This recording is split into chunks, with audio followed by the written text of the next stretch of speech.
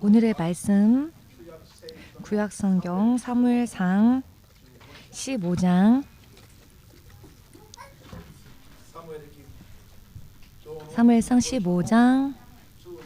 17절에서 31절까지 읽겠습니다.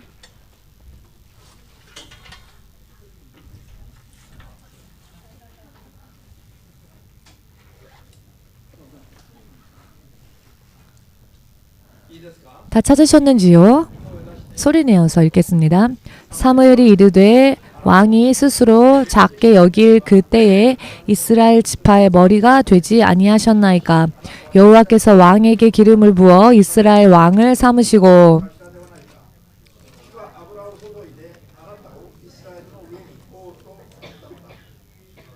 또 여호와께서 왕을 길로 보내시며 이르시기를 가서 조인 아말렉 사람을 진멸하되 다 없어지기까지 치라 하셨거늘 어찌하여 왕이 여호와의 목소리를 청종하지 아니하고 탈취하기에만 급하여 여호와께서 악하게 여기시는 일을 행하였나이까. 사울이 사무엘에게 이르되 나는 실로 여호와의 목소리를 청종하여 여호와께서 보내신 길로 가서 아말렉 왕 아각을 끌어왔고 아말렉 사람들을 진멸하였으나 다만 백성이 그 마땅히 멸할 것 중에서 가장 좋은 것으로 길갈에서 당신의 하나님 여호와께 제사하려고 양과 소를 끌어왔나이다 하는지라. 사무엘이 이르되 여호와께서 번제와 다른 제사를 그의 목소리를 청종하는 것을 좋아하심같이 좋아하시겠나이까. 순종이 제사보다 낫고 듣는 것이 숫 양의 기름보다 나으니.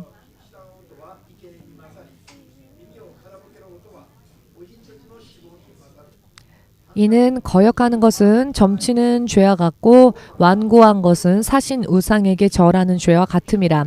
왕이 여호와의 말씀을 버렸으므로 여호와께서도 왕을 버려 왕이 되지 못하게 하셨나이다 하니 사울이 사무엘에게 이르되 내가 범죄하였나이다. 내가 여호와의 명령과 당신의 말씀을 어긴 것은 내가 백성을 두려워하여 그들의 말을 청종하였음이니이다. 청하오니 지금 내 죄를 사하고 나와 함께 돌아가서 나로 하여금 여호와께 경배하게 하소서 하니 사무엘이 사울에게 이르되 나는 왕과 함께 돌아가지 아니하리니 이는 왕이 여호와의 말씀을 버렸으므로 여호와께서 왕을 버려 이스라엘 왕이 되지 못하게 하셨음이니이다 하고 사무엘이 가려고 돌아설 때에 사울이 그의 겉옷자락을 붙잡음에 찢어진지라. 사무엘이 그에게 이르되 여호와께서 오늘 이스라엘의 나라를 왕에게서 떼어 왕보다 나은 왕의 이웃에게 주셨나이다. 이스라엘의 지존자는 거짓이나 변개함이 없으시니 그는 사람이 아니심으로 결코 변개하지 않으심이니이다 하니 사울이 이르되 내가 범죄하였을지라도 이제 청하옵나니 내 백성의 장로들 앞과 이스라엘 앞에서 나를 높이사 나와 함께 돌아가서 내가 당신의 하나님 여호와께 경배하게 하소서 하더라. 이에 사무엘이 돌이켜 사울을 따라가매 사울이 여호와께 경배하니라. 기도하겠습니다. 만군의 주 되신 하나님, 이 시간 우리들은 자신의 육의 생각으로 자신의 나름대로의 뜻대로 살아왔던 죄를 회개합니다. 이제는 하나님의 자녀로서 하나님의 인도하심과 하나님의 통치하심 속에 청종하며 하나님과 교제하기를 원하옵나이다. 오늘의 말씀을 통하여서 여러분들의 하나님의 통치, 법칙, 그리고 바른 믿음의 모양을 어떻게 하면 가질 수 있을지 깨닫게 하여 주시옵소서. 지금까지의 실패를 거듭 되풀이하지 않게 하시옵고 또 지금까지 범해왔던 죄를 또다시 범죄하지 않도록 도와주시옵소서.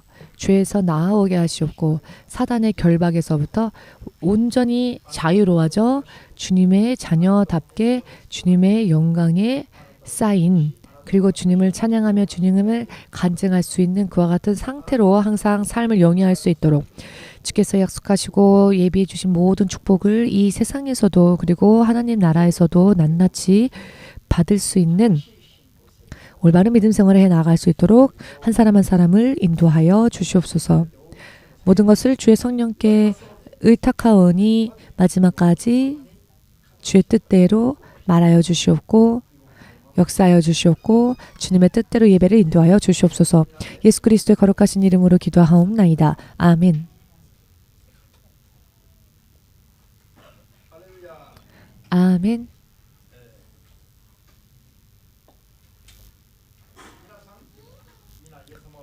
여러분은 모두 예수님을 믿고 계시죠?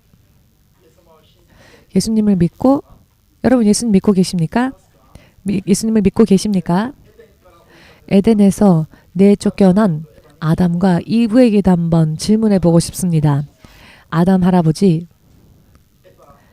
이브 할머니, 에덴 동산에서 쫓겨날 때에 하나님을 믿는 믿음을 그만두었습니까? 혹은 하나님을 향한 믿음을 계속 가지고 있었습니까? 한번 물어보십시오. 지금 어떠한 대답이 왔습니까? 돌아왔습니까? 하나님 믿는 것 부인할 것이다 라고 부인을 했습니까? 혹은 하나님을 믿는 마음은 변함이 없었습니까? 웅얼웅얼 하시는데 확실하게 말해봅시다. 믿음이 변함없이 있었을까요? 하나님을 향한 믿음이 하나님께 쫓겨났기 때문에 믿음을 포기했다고 생각하신다면 손 들어보십시오. 그런 분 안 계시지요? 없습니다. 여러분, 아담과 이브는 하나님을 믿고 있었죠. 그 마음이 바뀌지 않았습니다. 변함없이 하나님을 하나님으로서 인식하고 있었고 하나님께서 하나님이라는 것을 마음속으로 알고 있었습니다. 그럼에도 불구하고 그들은 에덴 동산에서 쫓겨났습니다. 그리고 두 번 다시 에덴 동산으로 다시 돌아갈 수 없도록 하나님께서는 천사에게 명령하시사 화엄검을 그 에덴 동산 입구에 두게 하셔서 아담과 이브가 다시 돌아가지 못하게 하셨습니다.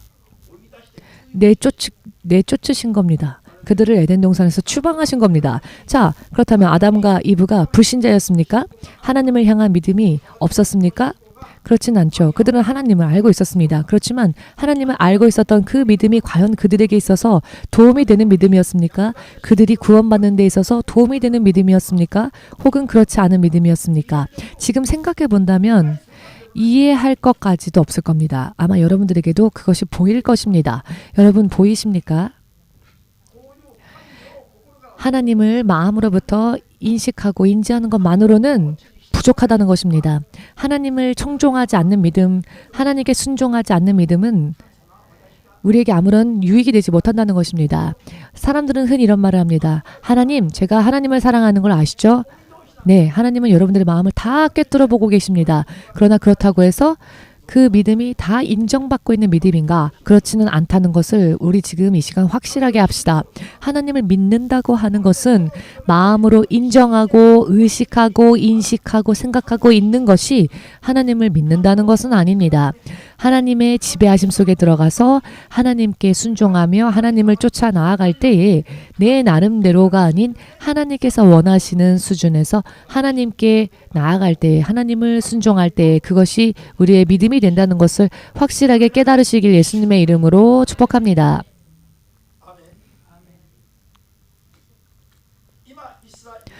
지금 이스라엘 민족에게 한번 여러분 질문을 해보셨으면 합니다. 당신들은 하나님을 믿고 있습니까? 혹은 하나님을 믿고 있지 않습니까? 물어본다면요. 유대인들은 외국인들의 목사들을 주의 종이라고 취급하지 않습니다.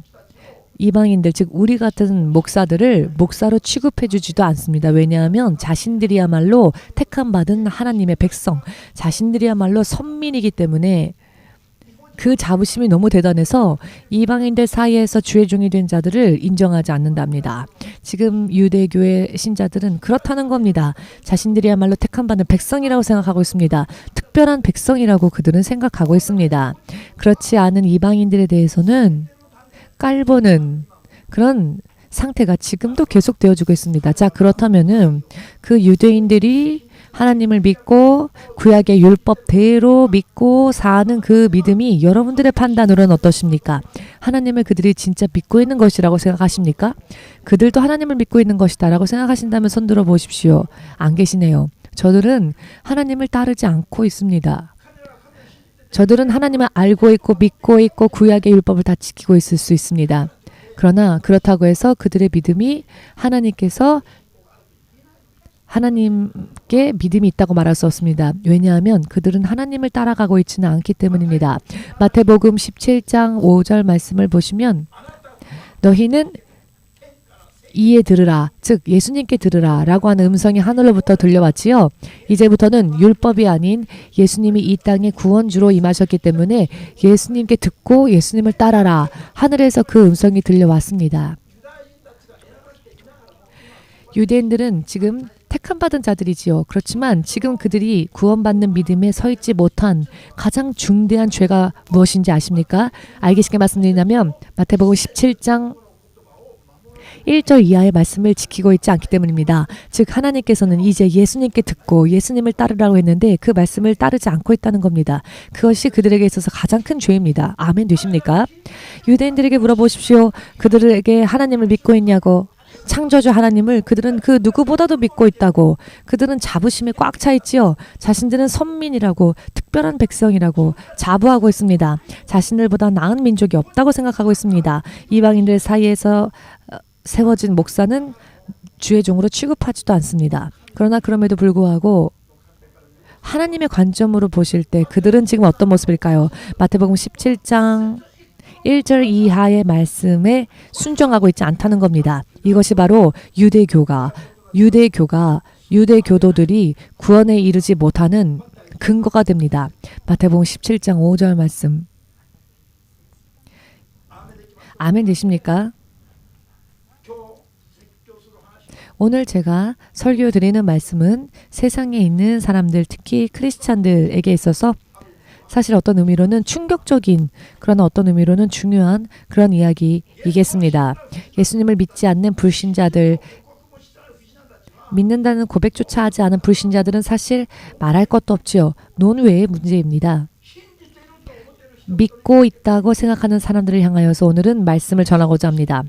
자, 내가 믿고 있다면 나의 믿음이, 내가 판단하는 내 믿음이 과연 하나님의 뜻에 합당한 믿음인지, 구원에 이르는 믿음인지, 혹은 저 유대인들처럼, 혹은 저 아담과 이브가 에덴 동산에서 쫓겨나 있는 그 아담과 이브의 믿음의 단계와 별반 다를 게 없는지 굉장히 중요한 이야기입니다. 이것을 알지 못하면 죽을 때까지 자기 나름대로 노력하여도 설령 그렇게 했다 할지라도 마지막에 그것을 깨닫지 못한 채 그 죄를 회개하지 못한 채 돌연 죽는다면 100년의 믿음 생활을 했다 할지라도 결국은 헛되게 끝나고 마는 것입니다. 오늘은 이것을 확실하게 깨닫고 난 뒤에 단 하루라도, 단 이틀이라도, 단 1년이라도, 10년이라도, 20년이라도 바르게 믿음을 가지지 않으면 안 될 것입니다. 이와 같은 부분들에 대해서 분별하지 않은 채 그래도 난 열심히 하고 있습니다. 나는 믿고 있다고 그렇게 스스로 자부하는 것만으로는 믿음의 기준이 나에게 있어서 내 기준대로 내 믿음이 옳다고 하는 것은 사실 위험합니다. 아멘 할 수 있으신 분들은 아멘 하시기 바랍니다. 이 말씀을 여러분들이 깨달으신다면 여러분들의 믿음 생활, 여러분들의 믿음의 운명에 있어서 정말 혁명이 일어날 것이라 믿습니다. 전부 뒤집어지고 모든 것을 새롭게 하는 그런 혁명이 일어나는 것과 같은 그런 일들이 일어날 것이라 생각합니다. 바르게 깨달을 수 있도록 여러분 기도하시면서 기도함으로 설교의 말씀을 들으시고 한 마디도 놓치지 않기 위해서 여러분 기도하시면서 오늘의 말씀을 듣기 바랍니다. 왜냐하면 오늘의 말씀을 기준으로 생각해 볼 때 세상의 진실로 진정한 크리스찬은 굉장히 그 숫자가 줄어들게 될 것입니다. 잘 들으십시오. 그냥 크리스찬과 진정한 크리스찬. 이것을 깨달으면 눈이 열릴 것입니다. 성경을 읽을 때 말씀이 여러분들의 눈에 들어올 것입니다. 이와 같은 것을 깨닫지 못한 채 성경을 읽어도 사실 의미가 없다고 할 수 있을 만큼 굉장히 중요한 이야기입니다. 하나님의 택함을 받은 유대인들이 예수님께서는 부활하여 하늘에 올려가셨고 이제 다시 오신다고 하는 이 때가 될 때까지 대부분의 유대인들은 마태복음 17장 5절의 말씀을 아직도 이해하지 못하고 있습니다. 그리고 2000년이 지난 이 시간, 그 2000년 동안 자신들이 범해왔던 죄에 대해서도 모릅니다. 자기들이 십자가에 못 박은 예수가 어떤 분인지를 아직도 모릅니다. 그들은 구약의 율법을 지키고 있고 하나님을 믿고 창조주 하나님을 믿고 있노라 말하면서도, 여러분, 유대 교도들처럼 구약 율법을 열심히 지키고 있는 크리스찬들이 과연 이 땅에 얼마나 있을까요? 오늘날 개신교의 성도들 가운데 말입니다. 유대인들이 오히려 더 성실하게 열심히 그 율법을 지키고 있습니다. 저 이슬람 교도들조차요, 그들의 알라를 부르면서 지금의 크리스찬들보다 그 믿음의 의식에 있어서는 정말로 열심히 믿음 생활합니다. 그들은 그들의 직장 일보다도 믿음을 더 중요시 여깁니다. 그런데 오늘날 크리스찬, 물론 여러분들이 아니라 세상에 있는 그런 크리스찬, 기도도 하지 않습니다. 금식도 하지 않고요. 말씀도 좀처럼 읽지 않습니다. 그러니 말씀을 지키기도 어렵죠. 유대인들 그리고 이슬람 교도인들이 오히려 더 그런 부분에 있어서는 확실하게 합니다. 행위에 있어서는 그 종교적인 행위, 종교적인 의식에 있어서는 더 열심히 한다는 것입니다. 다만 저들의 문제는 무엇이냐? 하나님의 이 말씀, 그 말씀을 어겼죠. 예수님을 따르라는 그 말씀을 어겼고 지키지 않기 때문에 그들의 모든 열심이 결국은 헛된 것이 되어버리는 것입니다. 저들은 다른 신을 부르고 있는 겁니다. 물론 사단에게 속은 것이죠. 영적으로 사단에게 속고 있을 뿐이지만 결과적으로는 사단이 하라는 대로 하고 있지만, 그러나 자신들은 창조주 하나님을 섬기고 있다라고 자부하고 있는 사람들이죠. 그렇지만 성경의 말씀 하나를 지키지 않으므로 그 말씀을 어기고 있기 때문에 예수님을 구주로 받아들이지 못하고 있기 때문에 그들의 열심이 결국은 허무하게 되는 것입니다. 이것을 우리는 깨달아야 할 것입니다. 오늘의 테마는 굉장히 중요합니다. 모두 함께 한번 우리 오늘의 테마를 읽어볼까요? 오늘의 테마가 무엇입니까? 제목, 오늘의 설교 제목 모두 함께 읽어볼까요? 교만과 불순종은 우상 숭배와 같다. 아멘. 교만과 불순종은 우상 숭배와 같다. 아멘 되시는지요? 하나님을 믿는다는 것은 사실 기본적인 거죠. 예수님을 믿는다고 하는 사람들, 하나님을 믿고 있는 사람들이라 할지라도 교만한 죄를 범하거나 불순종의 죄를 범한다면 결국 그것은 우상 숭배를 하는 것과 같은 결과를 초래한다는 것입니다. 무엇이 교만일까요? 교만은 무엇일까요? 불순종은 무엇일까요? 교만은 사실 불순종입니다. 이 두 가지가 똑같습니다. 교만이 불순종이고 불순종이 교만입니다. 교만, 이것은 사전적인 의미는 어떤 의미인지 아십니까? 교만은 잘난 듯이 뽐내는 게 교만일까? 여러분들 그렇게 생각하십니까? 저도 교만하다라는 소리를 들은 적이 있습니다. 왜냐하면 설교가 너무 강하기 때문에 교만한 목사다, 잘난 척한다 라고 하는 이야기를 들은 적이 있습니다. 그러나 교만이라는 게 실제로 무엇인지를 모르시는 겁니다. 교만하게 보이는 것이 아니라 저는 당당하게 자부심을 가지고 하나님을 향한 확신이 있기 때문에 전한 것입니다. 교만하게 보일지도 모르겠습니다. 그러나 진짜 교만이란 무엇인가? 하나님께 무릎 꿇지 않는 자가 교만한 자입니다. 하나님을 따라가지 않는 자가 교만한 자입니다. 자, 그렇다면 겸손은 무엇일까요? 얼굴에 미소를 띄우고 부드럽게 상냥하게 대하는 게 겸손일까요? 항상 힘이 없는 듯이 움츠려든 채 그런 사람이 겸손한 사람일까요? 아닙니다. 웃는 얼굴이라 할지라도 하나님의 말씀을 순종하지 않는다면, 하나님의 뜻대로 행하지 않는다면 그 사람이 교만한 자이며, 왜냐하면 가장 최고의 권위이신 하나님의 말씀을 따르고 있지 않기 때문입니다. 영적인 교만과 영적인 겸손은 우리가 생각하는 뜻과는 굉장히 의미가 틀립니다. 하나님을 따라가지 않는 것이 교만이며 하나님을 따르는 자가 겸손한 자입니다. 아멘 되십니까? 제가 교만하게 보인다. 저는 누구보다도 겸손합니다. 누구보다도 하나님 앞에 저를 버리고 하나에서 10까지 오직 하나님만을 따르기 위해서 저는 기도합니다. 그래서 주님이 저에게 예수님께서 어느 날 제 꿈에 나타나서 제가 예수님 앞에 무릎 꿇고 예수님의 무릎이 있는 곳에 제가 이렇게 있었습니다. 그랬더니 예수님께서 무릎 꿇고 있는 그 예수님 앞에 있는 저를 끌어안아 주셨습니다. 그리고는 한마디 말씀해 주셨는데 너는 뼈가 말랑말랑하구나. 너는 뼈가 말랑말랑하구나. 부드럽구나. 라고 하셨는데 그것이 칭찬이었습니다. 이 의미가 무엇일까요? 뼈가 말랑말랑하다. 뼈가 튼튼하다. 라고 하는 사람은 아직 부서지지 않은 사람입니다. 뼈가 말랑말랑하다. 라고 하는 것은 부서진 사람입니다. 하나님 앞에 부서진 사람, 뼈가 부서진 사람, 마음이 부서진 사람, 자아가 부서진 사람, 하나님 앞에서 마음이 부서진 사람, 무엇이든 하나님께서 하시는 말씀이라면 아멘, 아멘 하며 따르는 자, 그러한 사람을 볼 때 하나님께서는 너는 뼈가 말랑말랑하구나, 너는 뼈가 부드럽구나 라고 하신다는 겁니다. 여러분 의미를 이해하시겠는지요?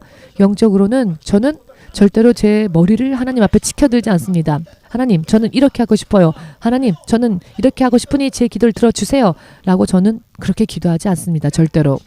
전부 저는 부인합니다. 저는 마치 죽은 듯이 오직 예수님의 뜻만이 이루어지기를 저는 그저 종일 뿐이기 때문입니다. 종은 자아가 없습니다. 아멘 되십니까? 그렇기 때문에 사람들이 볼 때에는 신 목사님의 설교가 강하기 때문에 교만하게 보일 수 있습니다. 그러나 진짜 교만이 무엇인지, 영적인 교만이 무엇인지 하나님께서 보실 때 자기가 부서진 자, 하나님 앞에 부서진 자, 문어처럼 뼈가 있어도 흐물흐물한 자, 모두 함께 뼈가 있어도 뼈가 없는 것처럼 문어같이 흐물흐물한 상태가 되는 것이 겸손한 상태이다. 아멘 되십니까? 하나님 앞에서 내 머리를 치켜 세우고 저는 이렇게 하고 싶어요. 저는 이래요. 저는 이래요. 나는, 저는 이러가는 말이 계속 남아있는 한 성경은 그런 자들을 염소라고 합니다. 염소는 심판의 때에 하나님의 보좌에서 왼편으로 갑니다. 즉 사단이 가는 길로 갈라진다는 것입니다.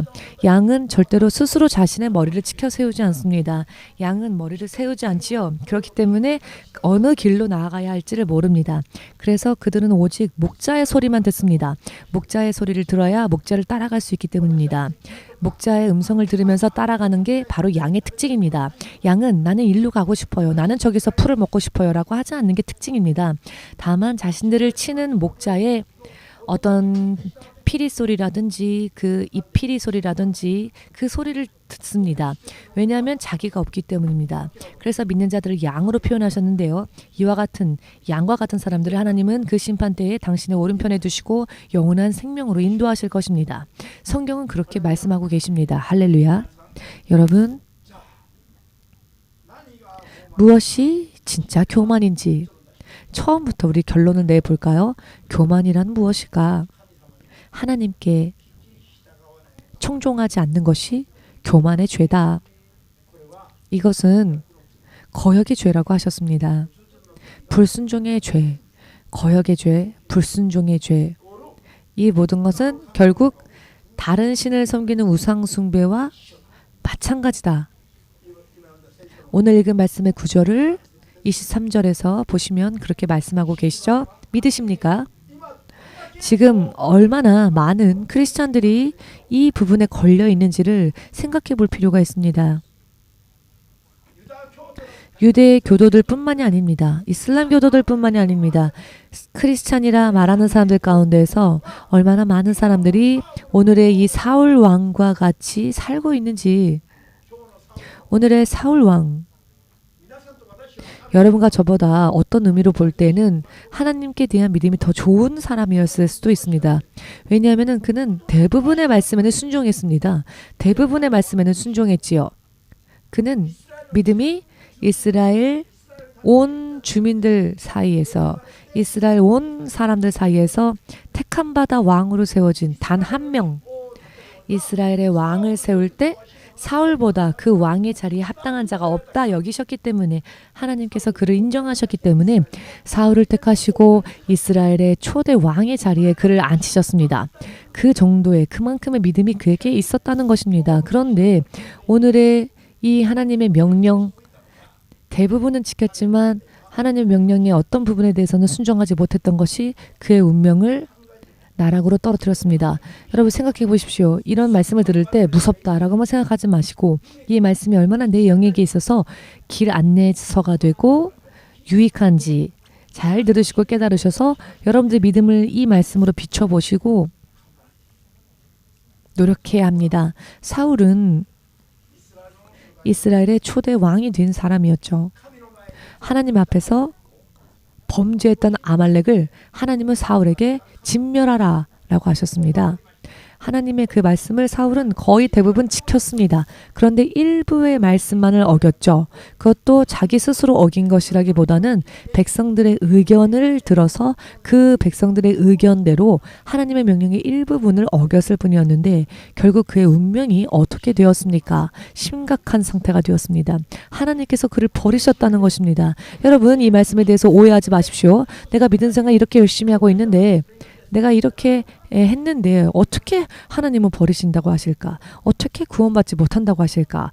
이렇게 오해하지 마십시오. 이와 같은 말씀에 대해서 우리가 불만을 가져서는 안 됩니다. 하나님께서는 이렇게 엄격하게 다루시는 것은 여러분들을 지옥에 보내지 않으시기 위해서입니다. 누구라도 죄를 가진 채로는 천국에 갈 수 없기 때문에 죄가 무엇인지를 알려주시고 그 죄를 깨닫고 회개할 수 있게 알려주시는 겁니다. 죄라고 하는 것은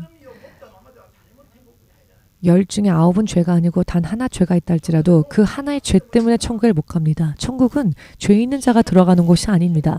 죽기 전에 다 그 죄를 회개함으로써 죄에서 벗어난 상태, 그때 비로소 천국에 들어갈 수 있는 상태가 됩니다. 이것을 깨달으셔야 합니다. 성경에 대한 이해가 크리스찬들 사이에서 의외로 온전히 이루어지지 못하고 있습니다. 그저 믿기만 하면 천국 간다라고 생각하면서 말씀과는 상반된 삶을 살면서 그래도 나는 구원받는다고 합니다. 그런데 그런 말씀이 성경 어디에 있습니까? 지금 죽으면 이 자리에 계신 여러분들 가운데서도 어쩌면 대부분 구원받지 못할지도 모릅니다. 만일 죄가 회개치 못한 죄가 남아있다면 말입니다. 저는 여러분들에게 죄를 회개하라는 말씀 드리지 않겠습니다. 그러나 여러분은 스스로 말씀을 통해 여러분들을 조명하십시오. 내게 남아있는 죄가 있는지 죄를 점검해 보십시오. 죄는 회개해서 깨끗게 해야 합니다. 예수님께서 왜 죽으셨습니까? 하나의 죄 때문입니다. 100개의 죄 때문이 아닌 하나의 죄 때문에 예수님은 십자가에 못 박히셨습니다. 즉 죄라 하는 것, 그 모든 죄 때문에 죽으셨다는 겁니다. 죄는 숫자가 아닙니다.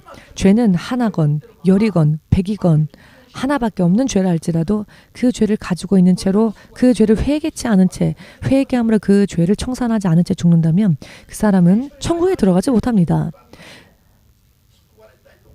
자, 여러분도 구원받기를, 틀림없이 구원받기를 원하신다면 사람의 말에 귀를 기울이지 마시고 성경이 어떤 말씀을 하시는지를 귀 기울이시기를 깨달으시길 주 예수의 이름으로 축복합니다.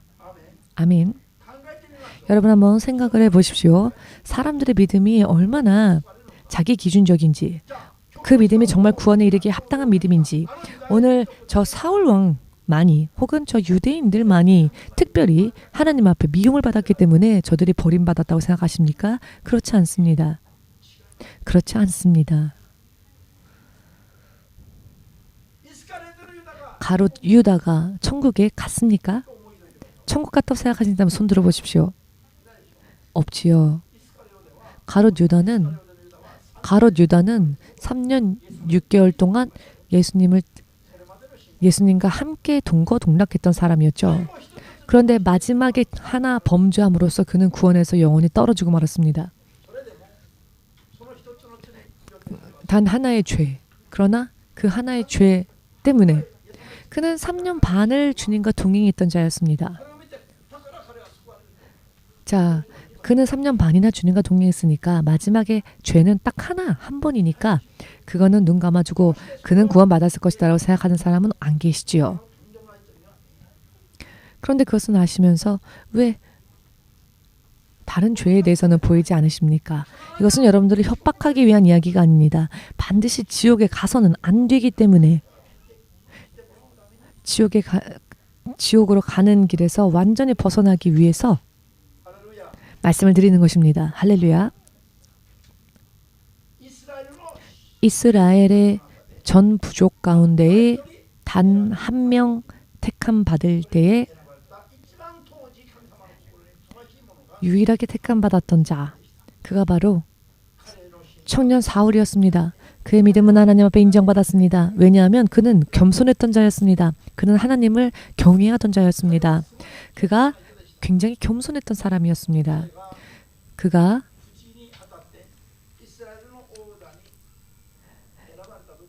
뽑힘을 받고 왕의 자리에 앉았을 때에, 왕의 자리에 앉아야 할 때에 그는 어디에 있었습니까?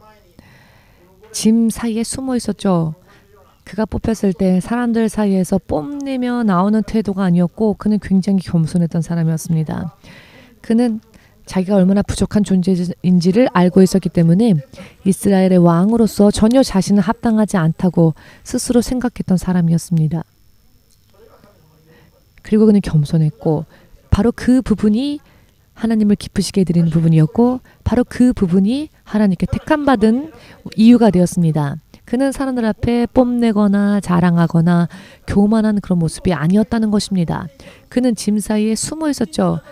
그가 제비뽑기에 당첨되어 이스라엘 장로가 그들을 찾아내어 그들을 결국 사울이 숨어 있는 것을 발견해내서는 이끌어내어서 기름 부어 비로소 왕의 자리에 앉았죠. 그랬던 사람이었습니다. 그런데 그러했던 그가 오늘 하나님으로부터 버림을 받게 되는 계기가 되었던 원인이 되었던 죄가 무엇이었느냐면 아말렉을 진멸하라 라고 하신 한 말씀, 이 한마디 말씀을 그것도 다 어긴 건 아니죠. 이 말씀의 대부분을 지켰습니다. 그리고 자기의 의지로 일부를 어긴 것도 아닙니다. 그들은 백성의 소리를 듣고 그는 백성의 이야기를 듣고 그대로 행했을 뿐이죠. 즉 진멸하라 하셨는데 진멸하지는 않은 채 일부를 살려두었습니다. 아각의 왕은 살려두었고 살찐 양과 소를 따로 떼어두었죠. 그것도 길갈에서 하나님께 제사를 지낼 때 그 제물로서 드리기 위해서였습니다. 자신이 갖기 위해서가 아니죠. 여러분 얼마나 멋진 믿음처럼 우리 인간의 판단으로는 그렇게 보입니까? 그런데 그것은 하나님의 명령을 따르기보다는 자신들의 생각, 자신들의 판단으로 하나님께 제사를 지낸다. 자, 이 말씀이 얼마나 중요합니까? 제사를 드리는 것도 중요하지요. 그러나 순종하지 않은 채 제사를 드리는 것은 어떤 죄인가? 불순종의 죄, 거역의 죄, 사슬의 죄이며 우상숭배의 죄라고 하십니다. 여기에서 믿음이 무엇인지를 정말 우리는 이해를 해야 합니다. 믿음이란 무엇인가? 내 판단대로 사는 것은 믿음이 아닙니다. 믿음은 하나님께서 통치자 되심을 먼저 인정하는 것입니다.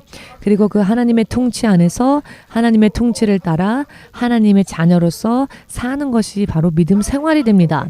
그런데 하나님의 통치하심이 분명 있음에도 불구하고 그 하나님의 통치하심을 따르려고 하지는 않고 자신의 생각과 판단대로 행하려고 하는 것은 결국 거역의 죄이며 사슬의 죄이며 우상숭배의 죄라는 것입니다. 이것을 깨달아야 합니다. 굉장히 중요한 말씀입니다. 사람들은요, 이와 같은 말씀을 받으려 하지 않죠. 사실 이 말씀이야말로 굉장히 유익한 말씀인데 모처럼 열심히 다 해놓고는 버림받는다면 그런 믿음이면 얼마나 허무합니까? 지금 드리는 말씀은 듣기 어려운 말씀이 아니라 사실 이 말씀은 빨리 듣고 깨달아서 나를 돌아봐야 하는 말씀입니다. 모처럼 죽을 때까지 열심히 내 나름대로 노력을 했는데 하나님께서 인정하지 않으신다면 아무 의미 없지 않습니까? 하나님 앞에 인정받을 수 있는 믿음이 있느냐 없느냐가 중요합니다. 하나님께서 인정하시는 믿음이란 무엇입니까? 내 스스로 판단하는 것을 그만두는 일입니다. 내 기준이 아닌 하나님의 말씀대로 하나님의 기준대로 청종하고 순종하는 것이 가장 하나님의 기뻐하심을 입는 믿음입니다. 왜 하나님이 이것을 기뻐하실까요? 하나님이 왕이시라는 것, 하나님께서 통치하신 분이라는 것을 인정하는 것이기 때문입니다.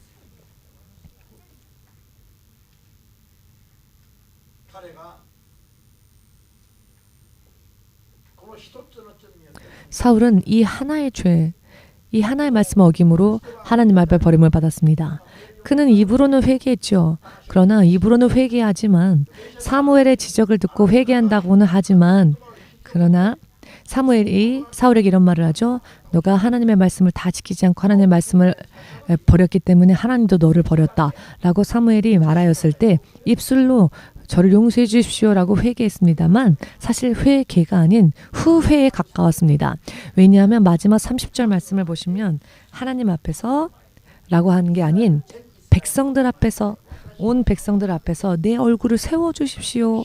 나와 함께 있어 주십시오. 아직도 내가 라고 하는 게 있다는 겁니다. 하나님의 얼굴을 의식하는 것이 아니라 백성들 앞에서의 자신의 체면을 생각하고 있는 것입니다. 백성들 앞에서의 자신의 체면을 의식하고 있기 때문에 하나님 앞에서 바르게 서고 싶다라고 소망하진 않은 채 사람들 앞에서 내 얼굴을 세워주길 바라했습니다. 그렇기 때문에 사울 왕은 회개를 했지만 사실 그것은 하나님께서 인정하실 만한 회개가 아니었습니다. 온전한 회개가 되어지지 못했기 때문에 그는 버려진 채로 두 번 다시 기회를 얻지 못했습니다. 죽을 때까지. 그는 몰랐습니다. 그럼에도 불구하고 하나님이 너를 버리셨다라고 함에도 불구하고 사울은 죽을 때까지 그것을 실감하지 못하고 있었죠. 그러나 죽을 때가 다 되어서 생각해 보니 하나님께서 이제 자기에게 꿈을 통해서도 예언자를 통해서도 우림을 통해서도 하나님으로부터 어떤 메시지가 전혀 오고 있지 않다는 것을 알았습니다. 그리고 그것으로 인해 갈급함을 느꼈죠. 죽을 때가 다 되어서 그 사실을 깨달았죠. 그때라도 그가 회개했다면 좋았을 텐데 그는 더 이상 하나님을 구하지는 않았습니다. 왜냐하면 이미 너무나 많은 시간이 흘렀기 때문에 그의 마음이 하나님을 향한 그런 여유가 없었습니다. 그의 영혼은 갈급했지만 하나님께로 돌아갈 만한 마음, 하나님 앞에 자신의 마음을 찢는 그런 힘이 이제 남아있지 않았습니다. 완전히 영적으로는 방전 상태가 되어 있었습니다. 그래서 결국 그는 어떻게 했습니까? 하나님을 절실히 찾는 것이 아닌 영매자를 찾아갑니다. 그리고는 자기의 운명을 점치게 합니다. 그리고 그 다음날 그는 죽었습니다. 성경이 기록하기를 그는 음부로 내려갔다고 하셨습니다. 버림을 받고 난 뒤에도 자기는 몰랐죠. 몇십 년이 지나도 몰랐습니다. 마지막에도 갈급함은 있는데 하나님으로부터 어떤 모양과 형태로도 하나님의 말씀이 임하지를 않으니 갈급함은 있는데 그러나 하나님께 돌아갈 수 있는 힘이 더 이상 그에게 남아있지 않았습니다. 너무나 많은 시간이 흘러서 회복하기에는 이제는 불가능한 상태로 타버렸고 완전히 메마른 나무가 되어버렸기 때문입니다. 잘 깨달아 주시기 바랍니다. 모세가 이스라엘이 애굽에서 인도하심을 받고 40년 동안 광야에서 정처 없이 헤매면서 연단받았을 때 가나안 땅에 들어갈 수 있는 믿음으로 40년이라는 시간을 주셨지만 그 믿음이 될 수 있도록 그러나 그 믿음이 되지 못했죠. 육의 생각이 먼저였습니다. 육의 생각을 부수고 말씀으로 사는 것 말씀으로 인해 무엇이든지 하는 그런 믿음으로 그들은 결국 변화되지 못했습니다. 40년이라는 찬스가 있었지만 40년 후에 40년이 지났을 때 저들은 결국 광야에서 쓰러질 수밖에 없었습니다. 왜냐하면 저들의 믿음이 결국 모든 찬스를 놓쳐버렸기 때문입니다. 40년이 지날 때까지 그들은 육신이 앞섰습니다. 하나님의 말씀대로 사는 말씀으로 거듭나지를 못했습니다.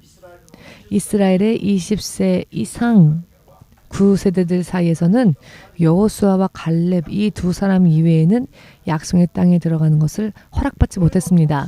이와 같은 점을 간과해서는 안 됩니다. 하나님의 말씀으로 따라가는 믿음이 없었기 때문에 광야에서 쓰러진 것이라는 걸요. 갈렙과 여호수아만이 말씀을 지켜서 그들은 요단강에 들어가라 하셔도 들어갔고 어디든 가라 하셔도 그 말씀을 따라갔습니다. 자기를 버리고 하나님의 말씀을 따르는 것이야말로 믿음의 시작이며 완성이기도 하다는 것을 확실하게 믿으시기를 예수 그리스도 이름으로 축복합니다.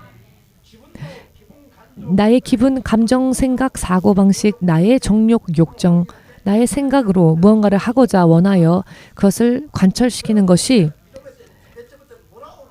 그것을 사람들이 눈 감아주기를 바라는 것이 하나님의 사랑과 축복이 아니라는 것입니다. 그것은 오히려 저주입니다.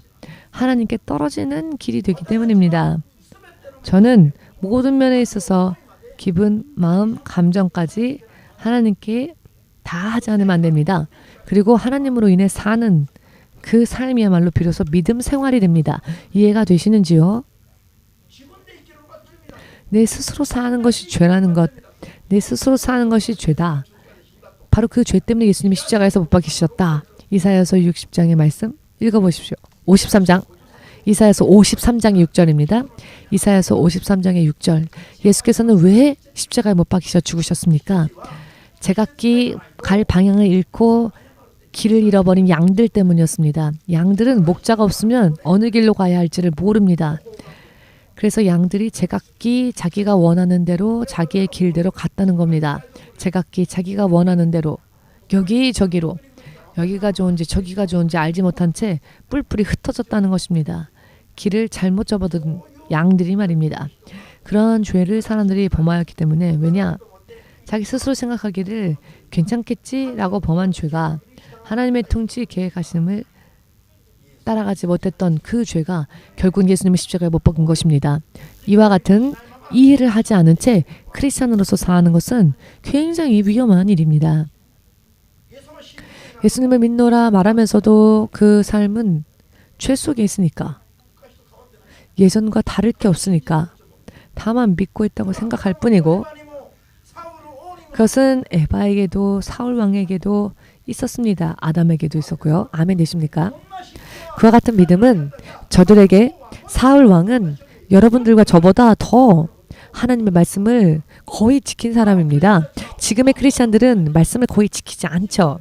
일부만을 지키고 삽니다. 그런데 사울 왕의 믿음조차 되지 못한 크리스찬들이 얼마나 많은지 아십니까?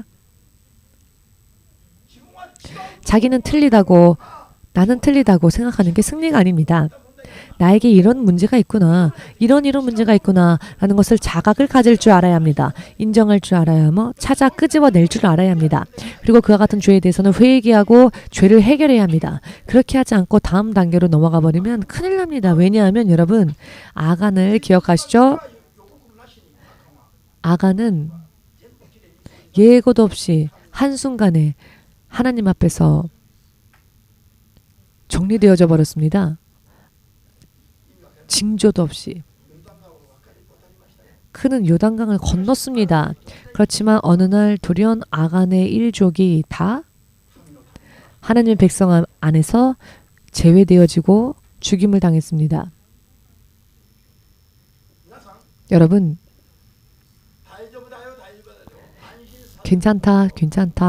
괜찮다라고 말해주는 말을 먼저 듣기 전에 위험해요, 조심해야 해요 라고 하는 말을 먼저 듣는 자가 자신에게 유익을 끼치는 자입니다. 예를 들어 고속도로를 달릴 때 아무런 표지판이 고속도로에 넣습니다. 왜냐하면 그냥 달려가면 되기 때문입니다. 그러나 급커브가 있을 때에는 급커브에 대한 표지판이 나오죠. 어떤 때에는 위험이라고 글자로 쓰기도 하고 더 위험한 곳에는 글자를 쓸 여유도 없으니까 해골을 그려놓습니다. 해골을 그려놓죠. 경고를 하는 겁니다. 말도 필요 없습니다. 딱 본 순간 깨달을 수 있도록 해골 그림을 그려놓습니다. 위험하다고. 위험한 곳에서 위험해 라고 경고해주지 않으면 정말로 위험하지 않습니까? 그와 같은 곳에 위험하다라고 표시판을 세우는 것은 운전하는 사람들에게 있어서는 상냥한 일입니까? 혹은 그 사람을 방해하는 일입니까? 나 안 달릴 거야. 기분 나빠져서 해골 그림 그려져 있으니까. 그런 차원이 아니죠. 의미를 이해하시겠죠? 그런 표지판들이 있으면 미리 준비해서 조심할 수 있고 잘 피할 수 있고 커브를 돌 때도 조심조심 커브를 놓을 수 있죠. 성경은 그와 같은 의미에서 우리들에게 경고의 말씀을 주십니다. 여러분들이 절대로 떨어져서는 안 되기 때문에 절대로 하나님으로부터 떨어져서는 안 되기 때문에 절대로 천국 가지 않으면 안 되기 때문에 그런 것입니다. 아멘 되십니까?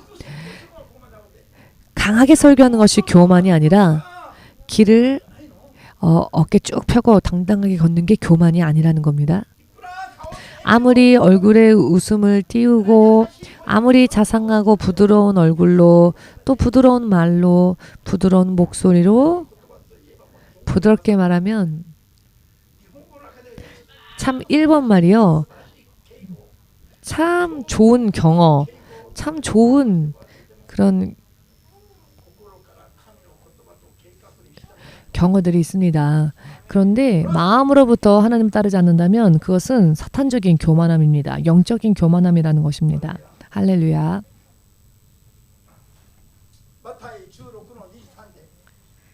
마태복음 16장 말씀을 보시면 예수님께서 십자가에 못 박히실 것을 제자들에게 미리 말씀하셨을 때 제자 베드로는 말하기를 예수님, 주님께 그러한 일이 일어나서는 안 됩니다. 라고 예수님을 달래려고 하였죠. 예수님을 위로하고 싶었습니다.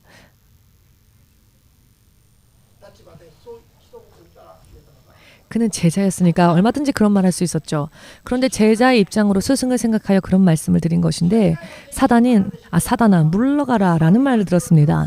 수제자 베드로가 그의 스승에게서 사단아 물러가라 라는 말을 들었습니다. 이런 말씀을 하신 예수님은 제자들은 안중에도 없고 제자를 사랑하지도 않는 그런 분이십니까? 아니죠. 가장 사랑하는 그 제자의 눈을 뜨게 하시기 위함이었습니다. 그 상태로 버려두지 않으시기 위함이었습니다. 그래서 가장 확실한 표시판을 세운 겁니다. 사단 물러가라 라고. 하나님의 일을 생각하지 않고 사람의 일을 생각하는 것이 사단이라는 것입니다. 자, 무엇이 잘못된 걸까요? 베드로와 같이 상냥한 마음으로 예수님께 말씀을 드린 제자가 없었죠. 베드로만큼은 정말 예수님을 사랑하는 마음이 있었기 때문에 솔직하게 예수님에게 말씀을 드린 것인데 사단아 물러가라 라는 말을 들었습니다. 자, 이러한 부분들 깨닫지 않은 채 나는 크리스찬입니다 라고 말해서는 안 됩니다. 이와 같은 부분들도 깨닫고 난 뒤에 나는 크리스찬입니다 라고 말해야 합니다. 왜냐하면 마태복음 16장 23절에 나와 있는 베드로의 믿음의 수준은 결국은 사단을 따라가는 믿음이라는 것입니다. 예수님을 따라가는 제자가 아니라는 것입니다. 예수님이 틀리지 않은 한 그렇다는 것입니다. 아멘 되십니까? 예수님은 틀리지 않으셨죠? 예수님이 판단하셨습니다. 그 순간 그 말을 한 베드로는 사단의 말이었습니다. 사단의 생각, 사단의 기분. 자, 하나님의 일을 생각하지 않고 하나님의 일을 피하려 하고 하는 것이 사단적인 죄라는 것입니다. 그것이 추순종하지 못하는 것입니다. 하나님의 계획은 예수께서 십자가에 못 박히시는 일이었습니다. 아멘 되십니까? 그런데 베드로는 예수님이 죽으셔서는 안 돼 라고 생각했습니다. 그것은 육의 생각이었죠. 여러분, 이런 육의 생각으로 사는 크리스찬들, 하나님의 계획이 무엇인지, 하나님의 뜻은 어떠한지 찾으려 하지 않고 헤아리려 하지는 않은 채 자기의 기분, 감정, 육체, 생각으로 이렇게 판단하여서 이렇게 하는 게 좋다, 저렇게 하는 게 좋다 라고 권하는 사람들 많죠. 그런데 그것이 사단적인 죄라는 것입니다. 하나님의 계획을 따라가지 않는다면 말입니다. 내 스스로 판단해서 내 스스로 결정하는 것은 결국 사단적인 것이라는 것입니다. 그것은 예수님 믿지 않는 죄와 같다는 것입니다.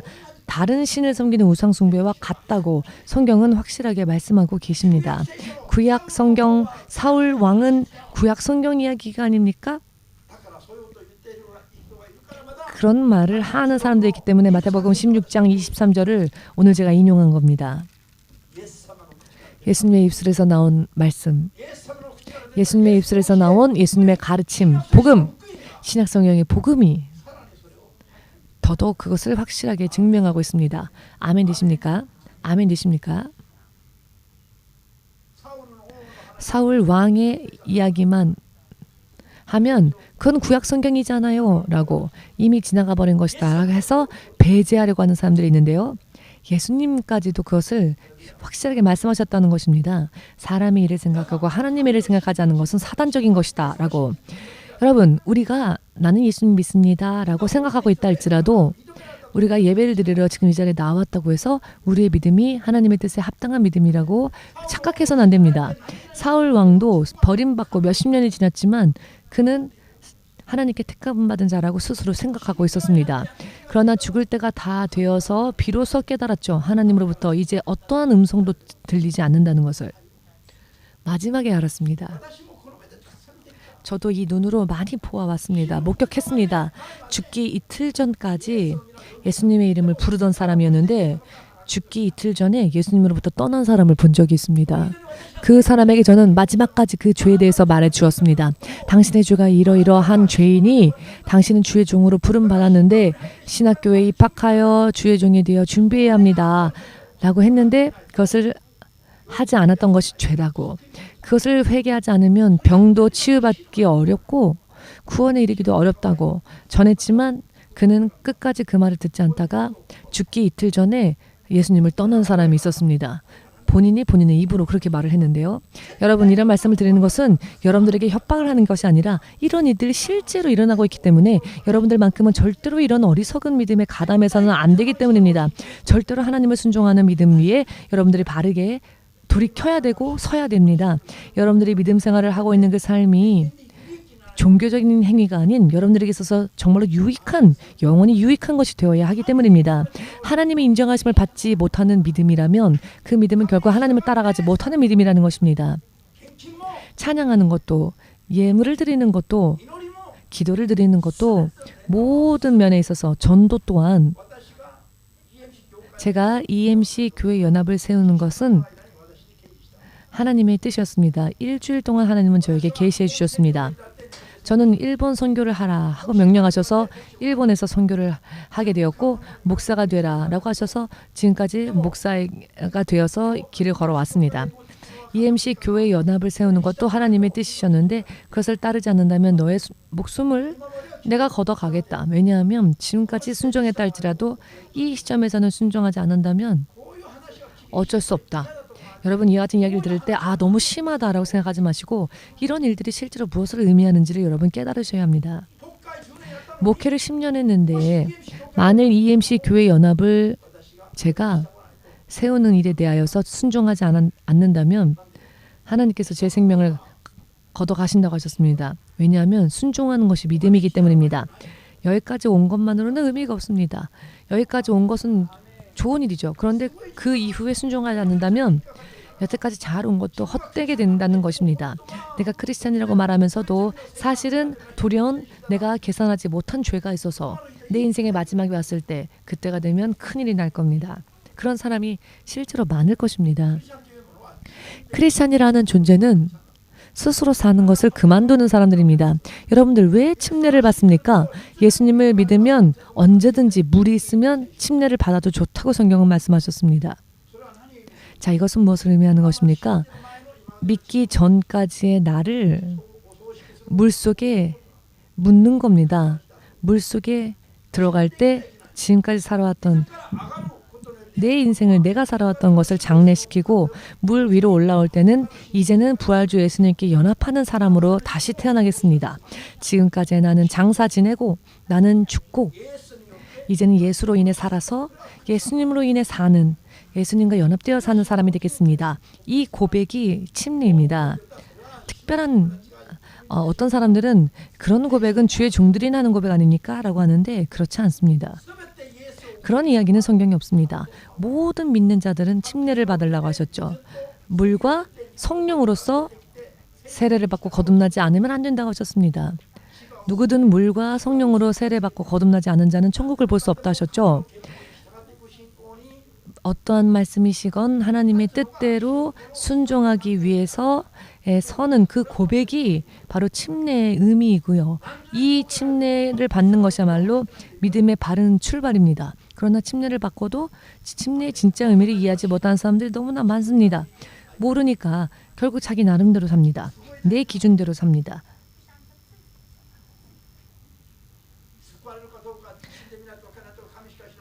구원받았는지 안 받았는지는 죽고 나서야 알겠지, 하나님만이 아시겠지 라고 하는 크리스찬들이 있는데요. 그것은 참 무지한 이야기입니다. 성경을 자세히 꼼꼼하게 읽어보십시오. 죽기 전에 다 드러납니다. 자기가 어디로 가는지. 미래의 일도 성령님께서는 우리들에게 알려주십니다. 장래의 일도. 여러분, 정말로 구원에 이르고자 원하신다면 지금까지의 사단적이었던 죄에서 돌이켜야 합니다. 무엇이 사단적인 죄입니까? 하나님의 일을 생각하지 않고 육의 일을 생각하는 것이 사단적이라는 것입니다. 뿔을 달고 이렇게 하는 게 사단이 아니라 하나님의 인도하심을 순종하지 않는 것이 사단적인 죄라는 것입니다. 그렇기 때문에 우리가 왜 밤낮으로 깨어서 기도해야 하느냐면은 무엇을 하더라도 나는 이런 생각이 있고 이런 판단이 있고 이런 계획이 있고 그러니 이렇게 가겠습니다 라고 기도하는 것은 뱀과 같은 기도라는 겁니다. 내 마음에 소망을 품고 성령님 제가 기도합니다. 금식합니다. 저의 이 소망을 들어주십시오. 즉 자기의 정욕대로 구하는 기도, 그렇게 구하는 기도는 사단적인 기도, 뱀이 하는 기도라는 것입니다.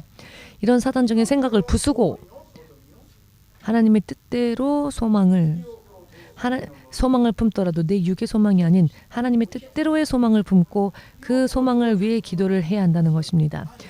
결국은 마리아처럼 하나님의 말씀이 하나님의 뜻이 계집종에게 이루어지리이다 라고 하는 이 기도, 이런 기도야말로 하나님께서 역사하시기 쉬운 기도이며 도우시기 쉬운 기도라는 것입니다. 모두 함께 하나님의 뜻이, 하나님의 말씀이 이 계집종에게 나의 인생에 이루어지기를 원하나이다. 마리아와 같은 기도, 하나님의 뜻이 무엇인지 언제나 항상 하나님께 여쭈어 보는 게 바로 우리의 기도 생활이 되는 것입니다. 저는 이렇게 하고 싶으니까 이렇게 해주세요 라고 하는 것은 사단적인 기도라는 것입니다. 나를 향하신 하나님의 계획이 무엇입니까? 그 계획을 알고 그 계획에 대하여서 기도하고 이것을 확실하게 여러분 깨달으시기를 예수님의 이름으로 축복합니다. 자, 지금 이 자리에 앉아 계신 요시 아이코상이 우리 교회로 옮기기 전에 3번 성령의 음성을 들었다고 했습니다. 처음 들은 음성은 동경 EMC로 가라. 2번째 들렸을 때도 동경 EMC에 가라. 그러나 동경 EMC에 가지 않았습니다. 그런데 3번째 하나님께서 또 동경 EMC에 가라 하셨죠. 왜냐하면은 동경 EMC로 저 분을 인도하여서 신학교에 입학하게 하고 주의 종으로 사용하실 계획이 있었기 때문입니다. 그런데 2번째 들렸을 때도 순종하지 않았더니 3번째에는 어떤 음성이 들렸냐면은 따라라, 순종해라. 그렇지 않으면 너를 심판할 것이다 라는 음성을 들었답니다. 왜 심판을 하신다는 겁니까? 지금까지 40년, 50년 예수님을 믿었는데 예수님께서는 옮기라고 하셨는데 그 이야기를 순종하지 않았더니 하나님은 순종하지 않은 것에 대해서 심판하신다고 하신 겁니다. 앞으로 너를 향한 이런 계획이 있는데 너가 그것을 따르려고 하지는 않고 너의 소망대로만의 기도를 하니까 나의 말을 듣지 않는다면 이제는 심판할 것이다 라고 하는 말씀을 3번째에 들었다는 겁니다. 이 간증이요 굉장히 의미가 큽니다. 만일 그 3번째 들려온 음성에도 그가 순종하지 않았다면은 요시 아이코상은 어떻게 되었을까요? 제 판단이 아니라 하나님께서 심판하셨겠죠. 왜냐하면은 하나님의 말씀이 그녀에게 들려오기를 심판한다 하셨다고 했으니까요.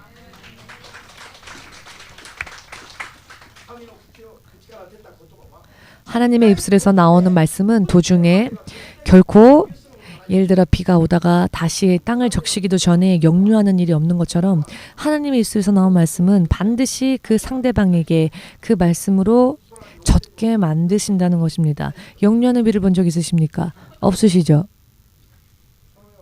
그와 마찬가지로 비가 내릴 때에는 반드시 지면을 적시고 난 뒤가 아니고서야 중간에 다시 역류하는 일이 없습니다. 하나님의 입술에서 나온 모든 말씀에는 결코 거짓이 없고 변개하심도 없으며 하나님께서는 당신께서 하신 말씀을 그대로 이루게 하시고 난 뒤에 그 말씀이 다시 하나님께로 돌아갑니다. 믿으십니까? 여러분 정말 대부분의 사람들이 믿음을 다시 만들어야 합니다.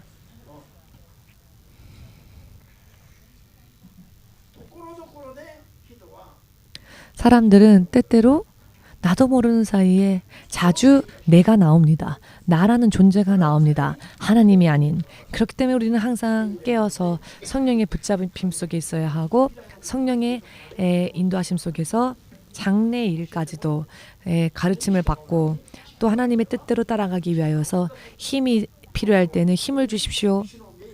하나님의 명령에 하나님의 말씀에 순종하고 싶지만 능력이 없으니 능력을 주십시오. 이렇게 구하는 것이 맞을 것입니다. 무엇이든지 내 정욕대로 기도하고 나는 이렇게 하고 싶으니 하나님은 이루어 주십시오. 이런 기도는 결국 어떤 기도라고요? 뱀의 기도라는 것입니다. 하나님께서 들으실 수 없는 뱀의 기도라는 것입니다. 이것이 마태복음 16장 23절과 같은 기도라는 것입니다. 하나님의 계획에 대해서는 물어보려 하지 않고 사람의 기분과 감정대로 사람의 정욕대로 하나님의 일을 생각하지 않고 사람을 생각하여서 하는 것, 그것은 결국 예수님께서 사단아 물러가라 라고 할 수밖에 없는 죄라는 것입니다. 옆에 둘 수가 없다는 것입니다. 물러가라 라고 하신다는 것입니다. 알기 쉽게 말씀드린다면 이 정도로 심각한 이야기입니다. 할렐루야. 반드시 구원에 이르고자 원하십니까? 반드시 영원히 하나님과 더불어 함께 있고자 원하십니까? 그렇다면은 하나에서 열까지 하나님께 여쭈어 보시고, 시편의 말씀에도 나와 있지만 우리들의 나날이, 우리들의 육신이, 우리들의 인생의 나날이 단 하루도 시작되기 전에, 우리가 어머니의 태에 만들어지기도 전에, 수정되어지기도 전에 하나님의 나라와 하나님의 책에는 우리들에 대한 계획이 전부 다 기록되어져 있다. 한 사람 한 사람을 향한 그 계획이 우리가 태어나기 이전부터 하나님의 나라의 생명의 책에 전부 그 계획이 기록되어져 있다는 것입니다. 그 중에 심원석 너는 일본에서 선교해라. 이와 같은 것이 전부 있었다는 것입니다. 이것을 따라가지 않으면은 제가 아무리 한국에 가서 예를 들어 아무리 열심히 목회를 했다 할지라도 그것은 결국 사단적인 일이었을 겁니다. 그것은 우상숭배와 같은 일이었을 것입니다. 결국은 저를 미혹하여서 그렇게 하게 만든 것은 사단이겠죠. 왜냐하면 하나님이 저에게 주신 계획은, 저를 향하신 계획은 일본에서 선교하는 것이었기 때문입니다. 이와 같은 것을 분별하는 것이 영분별입니다. 오사카에 갈 사람이 그 방향도 생각하지 않은 채 정반대인 센다이를 향해서 달린다고 합시다. 열심히 달렸습니다. 열심히 달리다가 도중에 여기가 어디지? 보니까 센다인 겁니다. 내가 어디에 왔느냐? 정반대에 와 있지 않느냐? 오사카로 가야 하는데 정반대를 향해서 열심히 뛰었구나. 자, 그렇다면 지금까지 열심히 뛴 것은 결국 어떻게 되는 겁니다? 어떻게 되는 겁니까? 내가 그만큼 손해보는 것입니다. 열심히 뛰는 게 훌륭한 게 아니라 방향을 바로 맞추는 게 승리의 비결입니다. 자기 나름대로의 종교적인 행위를 하는 것이 믿음이 좋은 것이 아니라 먼저 하나님의 뜻이 어디에 있는지를 확인하는 것이 가장 중요하다는 것입니다. 아멘 되십니까? 야고보서 4장 13절 이하 말씀에 그렇기 때문에 너희는 오늘은 내일은 이런 마을로 가서 이런 일을 하자. 그래서 한번 잘 벌이를 벌어보자. 라고 하지 말라 하셨습니다. 왜냐하면 너희의 인생은 아침의 안개와 같다고 하셨습니다. 왜냐하면 그 모든 것들은 아침의 안개와 같이 다 사라지고 말 허무한 것이기 때문에 먼저 너희는 하나님의 뜻이 어디 있는지를 확인하라. 하나님의 뜻이라면 할 것이며 하나님의 뜻이라면 이것도 할 것이요 저것도 할 것이요 라고 하라 라고 하셨습니다. 그렇지 않는다면 의미가 없다는 것입니다. 아멘 되십니까? 하나님의 뜻이라면은 바로 거기에 삶의 의미와 삶의 목적을 가져야지요. 뭐든지 열심히 여기저기 가서 아침에서 밤까지 일을 해봤자 아침 안개와 같이 되어버린다는 것입니다. 여러분, 이 이상 더 이상 실패를 우리 인생 가운데서 허락해서는 안 됩니다. 사울 왕과 같은 믿음을 가진 사람들, 그래서 허무하게 탈락되어지는 사람들이 비단 사울 왕에게만 해당되는 이야기라면은 성경에 사울 왕에 대한 기사를 일부러 기록하지 않으셨겠죠. 믿는 모든 자들이 거울로 삼아야 하기 때문에 기록되어진 겁니다. 오늘의 이 말씀이 나에게 있어서 가장 유익하며 나를 생각해주는 배려의 말씀이라는 것을 믿으시기 바랍니다. 왜냐하면 이렇게 살면 안 된다는 것을 보여주시는 것이기 때문에, 망해서는 안 되기 때문에 보여주시는 거니까. 그런데 망하지 말라고 보여주시는 가르침이 싫으십니까? 그러면 지옥 가는 거 다 알면서 눈 감아주는 게 사랑입니까? 이런 기본적인 것을 깨닫지 않으면 영적인 믿음 생활은 의미가 없습니다. 할렐루야. 성경을 읽으면서 기도하면서 성령으로 더욱더 이와 같은 말씀에 깊이 음미하고 확실히 깨닫고 또 그렇게 할 수 있도록 구하시기 바랍니다. 어느 순간 이제 이것이 보이면 목사님이 당신은 우리 교회 오지 마시오라고 한다 할지라도 아니요. 저는 이곳에 하나님의 말씀이 있으니 갈 겁니다. 이렇게 될 때까지. 아멘 되십니까? 그렇게 되고자 원하시는 분들은 아멘으로 주님 앞에 영광 돌리시기 바랍니다.